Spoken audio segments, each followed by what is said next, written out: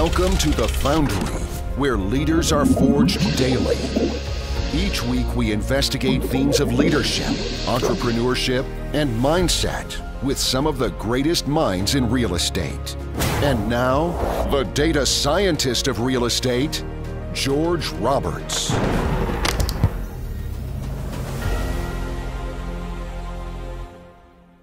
Okay, welcome back, entrepreneurs. Today, I have the pleasure of interviewing Lindsey Duguet for our round number 2. She's the founder of Clover Key Capital, and I gave her a really long introduction for the beginning part. But I'll tell you, there's all these things that I missed, like mother of 3, grew up on a horse farm. Currently, you're growing peacocks in your garage. I mean, there's all these things I told you, that we can talk about. No, not a crazy person, just a very interesting person. There you go. Living a full life. And that's what we're all about over here at the Foundry. But we're also going to focus on real estate because, well, that's what we do. That's what we do best. So welcome back, Lindsey. Thank you. Thank you. All right. Well, one of the things that I really wanted to talk about in this second segment is make sure we talk about your coaching program, because I think that's really beautiful. I mean, you've been at this for, I think you're almost on your 5th anniversary right now. Yeah. You have over 550 units. You've done all sizes of deals, everything from single family homes in Class D neighborhoods to 212 units, and definitely have a great story to tell. So I'm glad you're out there helping people. So tell us about, what is Mindshift to Millions all about? Yeah, so the nicest for this is there are so many people that I've spoken to, they just don't know where to start. They hear bigger pockets, they hear about people investing in real estate, but it sounds like such a foreign concept. They think that they need $200,000 to start. They think that they need to be doing everything. They have to go find the deal, fund it, and that's it. They just, the lack of knowledge is just so paramount in most people. And I alluded to in the last episode, even all the physicians that I work with, I am an ER physician and director. And when I started getting into real estate investment, there wasn't one single other physician that I knew of that was doing any type of real estate investing. We just don't do it. It's more stocks. So as we started to become more successful and we watched our money grow, we watched the power of refinancing properties and getting that money out tax-free. You can roll it into the next deal, that compounding snowball effect. People started noticing and they started asking more questions to me about it. And I just realized the lack of knowledge that people have about the basics in real estate investing. So as we got more successful and we know what we're doing now, we've been very successful about it. My partner and co-author 𝐅𝐸𝐿𝐼 and I figured, okay, you know what? We have so much we can give back to the community and just population in general. Let's do a mentorship and coaching course. Some of the prior mentorships I've been in, masterminds, they have helped me tremendously. The power of getting around other networks and people who know what they're doing, you can't put a number on that, basically. So we wanted to start doing that ourselves and giving back. That's huge. And the follow through, I mean, obviously that's the number one for any successful person. Mm-hmm. You wanted to become an author, you found a mentor, you did it. You became a physician. Don't even, okay, we're going to go into that in a minute. We're going to talk about climbing the mountain, and because I know you've got some great stories there too. But again, you got a mentor in real estate, and then you became a mentor, and there's a sort of a pattern there. I mean, you don't have to do everything yourself, but you have to find a way to to keep on track. Like for me, you got your paper calendar, which I love, and I use my electronic calendar. And right after this, apart from a couple calls, which just like you, I love talking to investors. Like the whole afternoon is just going to be, writing the book, and you just got to block it out. Anything important like that, got to block it out, set aside the world for a little while, and you just be amazed what you can accomplish. So just hats off to you for that. Yeah, and developing those deep relationships too. Even my one original mentor, Marco Barbaro, and I mentioned 𝐅𝐸𝐿𝐼, we're all in the same mastermind. And now we also are writing another book together. One of our calls this morning was going over 2 chapters. It's called Attracting Capital. You hear about raising money and it sounds almost hard, like it's a job. And this whole book is about how to attract capital, the ethics of it. We talk about mindset in a whole chapter and the compounding effect too. But that's just another thing that when you start developing these deep relationships with your mentors and your network, it's amazing the ideas you can bounce off of each other and what else you can grow together. It's exciting. Yeah, huge, huge. Okay, so look, we got to talk some more about real estate, and I know that you've got a lot of great tips for helping people navigate this difficult market. So, I mean, in 2024, we're still in the first quarter, but man, we've seen rates shoot up like crazy. We still don't know where they're going. Everybody says they're going down. You know, that dot plot says they're going down. That dot plot, it's pretty hairy. Yeah, the Okay. 5-year treasury was going down, and we were trying to lock in our rate. Now it started to tick back up again the last two Oh weeks. yeah. So yeah, we don't know where it's going. So it's still a little bit of a roller coaster. Yeah. I mean, tell us, what are you doing to protect your investors in this turbulent environment? Yeah. So we're writing, and I know a lot of people say that underwriting conservatively, but when we're doing the underwriting, and my husband, his background, he's a mechanical engineer. He does our real estate full time, but he's very much the numbers guy. So we call it stress testing. If you hope to refinance at a 7%, well, stress test it. What if it's 10%? What if it's for 11%? Are you still going to be able to refi? Are you still going to be cash flowing?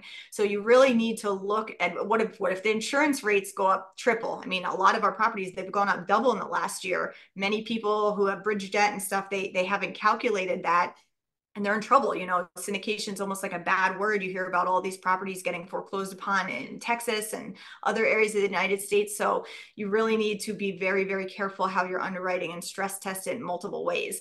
And we are the fiduciaries of, you know, all the other investors that we bring in and a capital raise for. They are trusting me and the deals that we have underwritten, and we are the fiduciaries of their money. So I take that very, very seriously. I mean, these are my friends, my family, my mom, my brother, my colleagues, Well, you you know. actually have to go to work with these people. Yeah, I have to see them and work with them every day. Exactly. So I'm not just some capital raiser in California that never has to see these people. Like, I work with them. My mom calls me on the phone, you know. We need to make sure we're doing the best things for our investor. And that's another thing too. Any deal I raise for, my husband and I put our own money into it too. I think it's ethically right. So, I mean, every time I hand over a check for, you know, $50,000 in investment, I think, how many thousands of patients did I have to see to get that money? So it's very real. We take it very, very, very seriously, as anybody should when they're doing a syndication. Love it. And then, okay, so we talk about some of the good things you're doing, but you see, I mean, you and I both see a lot of bad things going on out there. So, what do you think is some of the worst real estate advice that you hear going around these days? There's a lot of bad real estate advice. People that paint the picture that, oh, this deal, there's no way it can go wrong. Nobody knows that. Nobody has a crystal ball. Any deal is going to have unforeseen things. Every single deal we've done, there's been an unexpected expense that comes up. I think the main thing you need to look at, the operators, or even if you're doing a JV and you're still active in it, or, you know, you're looking at a deal with just one other partner or something, you need to look at each other and what are their ethics, what are their morals. If something bad happens, are they just going to give up and say, oh, I don't want to deal with it, let it go to foreclosure? Or are they going to be resourceful and try to figure out a way to make it work and get through that? So I think that is so important in partnerships in general. Really know who you're working with and don't take people at face value. You should always be doing your own due diligence on the property and the partners themselves. Yeah, that's huge. And it reminds me of a great sailing adage. If you've never hit the dock, you're not a sailor. Yeah, it's funny. One of the actually the first JV deal we did. There's 5 partners on it, and we didn't know this until a year after we closed. One of the other partners said, "Oh, every time he does a deal, he does background checks on everybody else in the group." And he has a lot of VAs. He actually has a whole VA business, and he had 2 separate VAs do background checks on my husband and I and the other partners in the deal. I was like, well, obviously we passed because we closed together, but I mean that's taking it to a whole other level. But it just shows to do your due diligence on people that you're working with. Oh, it's huge, and you never know. And I'm an angel investor, and I'll tell you, people who actually lead angel rounds will tell you that it's it's not uncommon to find out that, for example, you look at the cap table and it's all out of order, and you've got some partner who they're still on the cap table, but they're not doing any work, or they might have, hate to say, conviction or something. No, it happens. A lot of people get really deep into these things before they go and do that. So, yeah, one of the things I've learned from angel investors is definitely go out and do that background check, because, yeah, you don't want to be with somebody who has, like, I mean, it's easy to find like SEC violations, all Yep. that sort of thing. Yeah. Yep. do your due diligence on people and on properties. Look at the market that you're buying in the property for and everything. Do your own market research. All right, good. Well, in the first segment, I did ask you about your number one time management tips, but do you have anything else you can tell us, like productivity hacks? I mean, how do you keep it going? You got a lot of balls in the air. Yeah, the main thing is definitely looking at my calendar, being very, very good about time blocking. That is so important. And being able to shift back and forth. I mean, I'm an ER physician, so I'm very good about multitasking, seeing 15 patients on the board. My mind is pretty good about switching back and forth versus my husband. He's very good at one task at a time, so everybody's different in that regard. For me, it definitely comes back to my calendar and time blocking. All right, cool. Okay, I get it. Sometimes there's just that one big thing. That's one of my hugest things. It is really, really, truly changed my life. Yeah, you pick those top 3 tasks, you put a couple, 3 hours on work on the business, not in the business, yes, and you find yourself in a completely different place before you know it. Yeah.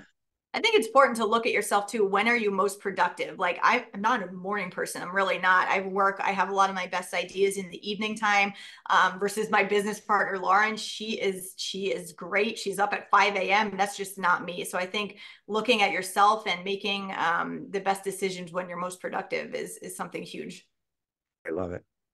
Okay, yeah, that's huge. And adaptability is something that's really, I think, a big thing for me. I totally see that in you. But let's talk about how the market is maybe changing and how you're adapting to that. Again, we're recording this towards the end of the first quarter of 2024. What are some things you're seeing changing, and how are you taking advantage of that? Yeah, so we're definitely starting to see a shift now. The last 2 years, everybody was fighting over properties. Even for us personally and locally in Pennsylvania, there was a lot of New York money coming in, so we just could not compete with that cash, no contingency, even on off-market deal that started to have bidding wars. It's crazy. And even for the larger syndication deals, we're getting kind of the average 6 to 8% cash on cash returns. We're seeing the market start to change. The cap rates are starting to expand. So we're noticing that the property values are coming down in a good way for us to start getting better deals. We're getting higher cash on cash flow in general for the properties, which is good. I mean, for us as investors, this is exciting for us. We're starting to see better opportunities start to come now. And from everything and our partners that we're working with, we're even entering a new market now in Texas. I'm not going to say where, but one of the guys is actually moving there to really get entrenched in the market. So we're seeing things start to shift and change in a good way. Huge, and definitely got to grow along with that. I see all these always same have things. to adapt. You have to be able to ping pong and take advantage when you see an opportunity. Right, the people who were too aggressive when prices were high, and also I think the people that were maybe a little too passive and sat on the side. I think both of them are losing out. It's a pretty tough row to hoe, to be neither too aggressive nor Warren not Buffett aggressive quote, enough. But the Warren Buffett you can quote, never, be greedy when others are scared, and vice versa. yeah, I love the greedy versus fearful Yeah, quote is a huge one. Yeah, Peter Lynch, when blood's running in the streets. Yeah, everybody had FOMO the last 2 years that they're going to miss out, and they were buying at the top of the market, and we were, holding back a little bit. So we're excited now. Oh yeah. Oh yeah, huge. Okay. So I also promised we get to know Lindsey a little better too, because you are very fascinating. So I understand your husband is the house chef. You raise peacocks, and I did mention you grew up on a house farm. Okay, so tell us. So after all that, now tell us something that's going to shock us about Lindsey. What do we still not know? So I don't think I've said this on any podcast before. So one of my ultimate long-term goals is to have like a petting zoo. I am a crazy animal person at heart. And I literally want to like adopt like poor animals that, maybe they need rehab or something like this. Like you mentioned, I grew up on a horse farm. I had no actual friends around me other than the animals because I lived in the middle of nowhere. My driveway was like half a mile long. I can't tell you how many times I remember my mom getting stuck in the snow and we had to like crawl back to our house in the winter. Like that's how rural we were. But I miss that. Like I live on a 1/4 acre right now in a house. One of the other physicians at work, he's a farmer, an actual farmer with a farm, not a crazy person like me who hatches eggs in their garage. So my long-term goal, I want to have some type of farm petting zoo. And That's beautiful. I got to say that some of my finest memories were taking my sons to the petting zoo. You know, you get those, or the safari. That's another good one. You get those cups of food, and then you got a little kid, and they put it out the window to a giraffe or some giant animal, and you know they got these giant tongues. Like you have no idea how big a giraffe's tongue is unless you've actually been up close. And they just grab the whole thing out of the kid's hand. It's like, oh, that was $3, kid. Oh, my dream. Be more careful next time. I'm just kidding, but we. my dream animal, if you ask any of my kids or like my closest friends, they say, what does Lindsey want on her petting zoo? It's a zebra. I will have a zebra someday, mark my words. Oh, that's beautiful. Yeah. Okay. Well, the first one I described, that is definitely not a petting zoo. You don't pet the safari animals. Yeah, that's right. But I also took them to a couple of true petting zoos. Yeah, they had buffaloes out there too in Ohio. That was pretty cool. Yeah. Who knows? Maybe I'll have buffalo someday too, but to be continued. Future podcast. Oh my goodness, the Great Plains of Pennsylvania. All right, okay, so here we got to get deep again. Talk about mindset. So you're a woman who's enjoyed a great deal of success, but it never comes easily. So what would you say? What would you say to somebody who is at the base of the mountain, someone who wants to make the climb but who doesn't know the terrain yet? So what can you tell this person from your journey? What's going to help them on that climb? Yeah, I mean, anything is possible. And that sounds so cliche, but I was the first person to go to college in my family. Like, it was the quote that I heard in med school: doctors make doctors. My parents weren't doctors. My parents didn't go to college. They didn't invest. Like, we grew up at shopping at Payless, like coupons, you know, everything like that. So this wasn't something I was born into. This is truly like self-made. My husband, coming from France, his parents had restaurants over there. They weren't investors. He worked very, very hard growing up in the kitchen of the restaurants. And that's one of the reasons he decided he wanted to become a mechanical engineer, because he wanted to do something better. So again, we weren't born into this. This was a lot of grit, determination, self-education, and then getting around the right people. So I think that's so key. Just because you weren't born into something and you think it's impossible, it's not. It is truly your mindset. I'm a big believer in vision boards. Every single year, at the end of the year, I make a vision board, and it is amazing how many things I have been able to check off and accomplish that when I would make the vision board in December, I'd be like, there's no way I'm going to be able to do this the next year. And then it happens, just because I start to direct my energy on that and think, okay, how do I get there? And you just take these small action steps week over week to make your dreams come true. Again, it sounds like cliche, but it is so true. And that's why my partner Lauren and I are making the mentorship and mastermind group Mind Shift to Millions, because so much of it is just mental and telling yourself it's possible, and then getting around the right people to help guide you and kind of, if you're getting off path, to steer you back in the right direction. You really need guidance, like we mentioned, for any goal that you have. You know, I love that. And it's cool because the more successful a person is, the more likely they are to have different mentors. I mean, I've got multiple mentors. I mean, right now, I've got my dance instructors, I've got my language instructors, and hopefully I can go back to music. That'll be another type of instructor. Writing the book, I've got multiple mentors there. I mean, people wonder why do I do this podcast? It's selfish reasons. I learn from these people. Yeah, you're I'm learning from you right today. The more successful person is, the more likely they are to collect mentors. So that is really cool. Okay. But I love what you're talking about with the vision board, because it totally dovetails into what I really wanted to ask you next, because I think I can see a little of both in you. SMART goals or stretch goals? Which do you believe in? Both. I believe in both. I think you can accomplish more than what you actually believe. So I think and on my vision boards, I have both. I have goals that I know I can accomplish. Those are kind of the anchors. And then I have big vision goals where, maybe I won't accomplish it that year, but maybe it'll be the next year, and I can roll that onto the next vision board. So it's really a combination of both. I like the anchor goals that I know I can accomplish, and then the stretch goals where I may need to put in more effort, but they're there, and it's leading me towards something bigger. Good. Yeah. And I love it. I could see that coming too, because I have both in my life. I mean, some things are just, hey, I got to work on these KPI, for 1 hour, 2 hours, call that a SMART goal. You can completely define it, but Some of the better goals I've met in my life have been like, that washboard stomach. I mean, I could have set a smart goal like, well, I'm going to lose 10 pounds. I don't know what that looks like. Yeah. I have no idea, but I said I'm going to have a flat stomach. So my next stretch goal, so for those of you who are wondering, next stretch goal is going to be the washboard stomach. That's awesome. I love it. Yeah, so we're going to see it. So yeah, I'm just going to tear my shirt off. See, here it is. Oh, sorry, I got three layers on today. You can't see it, but I have a little more work to go on that, and then maybe I'll just tear my shirt off at the end of a Foundry interview. Yeah, but that's so important too. Like I have the Peloton, I do my bike workouts, I do my floor workouts, and my kids are part of that now too. Like if I miss a workout, my son will be like, "Oh, you didn't do your bike today." And I had made a reel like a week or two ago. My son and my daughter, the 5-year-old and 2-year-old, came over with their little 1 and 2 pound weights, and they're doing the workout with me.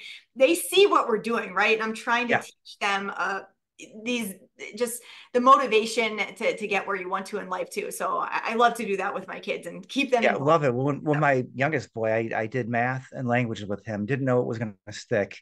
He eventually started to do both on his own, and he got a little polyglot running around. So awesome. It's pretty amazing. You never know what you expose a kid to, and then wow. Yeah, definitely a ripple effect. All right. Okay. So I think one last, and then I think we kind of have to head into the lightning round here. But what have you gotten better at saying no to in the last year or so? I have gotten better about saying no to a lot of things. I would say yes to everybody. Well, a great example, I do artwork too. I'm an artist. I love to paint. I love to draw. I do graphite, oil, acrylic, all kinds of stuff. And people like my artwork. So I have had a lot of colleagues, a lot of friends say, "Hey, can you paint this portrait of me and my friend or whatever? Can you do this?" And I love painting. So I would say yes, but I would spend 2 full days doing this painting for like $100 for people. And again, I like to paint, but it's kind of that risk versus reward. I'm spending 2 whole days doing this painting for $100. It wasn't really there. So I've said no to that a lot more. And it's just, say even different volunteer events too. People ask, "Can you chair this? Can you do this?" Could I? Yes, but then that's taking away from, maybe writing my book in 8 weeks or doing something else. So I've been more conservative with my time and starting to say no to people more, which that goes against my initial personality. So that's been hard for me to start saying no. Right. I love it. That is beautiful. I love art too. And I just can't wait to get back to gilding. I'd love to do oil painting. But yeah, gilding for me is just something amazing. I love the Rococo period. So if I could do, if I had the time, I would just love to make an entire room of my house completely Rococo. So for those that don't know what I'm talking about, you're an artist, I'm sure you do. But like it's painted just brilliant white, and then have all kinds of gold filigrees all over the place. It's just amazing what you can do. I should be in my other room. I have actually a Clover Key Capital painting, and I have gilded gold on the one that I've done. So we have more in common than I thought. I love that too. Oh, I love it. Look at this. We're finding all these connecting on different levels. Art, language, all the good stuff. All right. Okay. So here's our warm up for the lightning round. Okay. I always like to ask favorite junk food. Favorite junk food, donuts. My daughter and I love donuts from Dunkin' Donuts. Wow. Oh yeah. I used to be crazy for like Boston cream and crullers. And I just, even back in the day, I really couldn't eat that and not keep the weight off. That was a really bad habit. For the doctor for her well visit, that was the thing. She said, "If I don't cry during my shots, can we get donuts?" And she got her donut. That's awesome. Okay, great. So I want to know also, let's make sure that this is really productive for you. Like, what sort of entrepreneur or investor in our audience should reach out to you? Who are you really looking to reach today?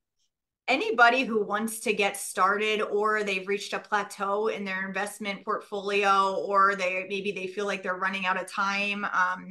I could talk for hours. Like when I get started, I will talk about real estate. So anybody that wants to network in general, or just wants more guidance, please reach out to me. I love to. I love it. So yeah, it's still time to get it on the ground floor with the Mindshift to Millions. Yeah. Love it. Yeah. All right. So with that, time to head into the lightning round. You ready, Lindsay? I'm ready, I think.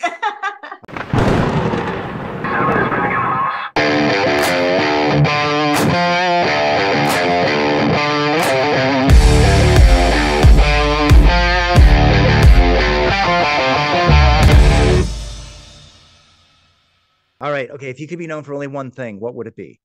Determination. What's the greatest lesson in leadership you've learned as an entrepreneur? Admit when you're wrong. What personal characteristic has been most pivotal to your success? I'd say grit. Your grit or stupidity. Back to that. I don't know. I love it. Too much modesty, though. Grit. Grit it is. All right. Okay. So here, random question. Yeah. Tell me when to stop cutting. Now. All right. I love it. Usually people go on for like a minute or two. I'm like, come on. Right to the point. Right to the point. If you could work as an assistant to anyone for a year, whom would you choose? Warren Buffett. Oh, shoot. It's totally stole my answer. All right. Next question. Okay. What's a tip or trick that investors can implement in their business today? Read the book Who Not How, and then pick one aspect of your life and do it. Love it. Love it. Okay. My next question was going to be name a book that's helped to forge you as a leader entrepreneur. Okay. I guess it's going to be Who Not How. Never mind. All right. But perhaps you can set us out with a quote to help forge our listeners as leaders and entrepreneurs. It's actually a Bible quote: to whom much has been given, much is expected. And I feel like I've been given, the ability to work hard and have the determination in life. And I have been successful. And I like to give back to people now and really try to help them on their journey. I want to be transformational to other people who will be transformational, meaning if I can influence and affect somebody else that has a good captive audience, that's just going to be a generational and ripple effect. All right. Well, I think you just influenced this captive audience right here. So let's make sure that we can get that two-way communication going. So email, website, carrier pigeon, smoke signals. What is the best way for our listeners to reach out to Lindsey Duguet? So you can go to cloverkeycapital.com, sign up for the investor list. I send out weekly, monthly newsletters. You can go to Facebook. I'm the only Lindsey Duguet. Direct message me. I'm very responsive to everybody who reaches out to me. Instagram at Doc Duguet. Yeah, that's pretty much it. I love it. Thank you so much for taking your time to share your knowledge and experience with our audience today, Lindsey. Thank you so much. I appreciate it.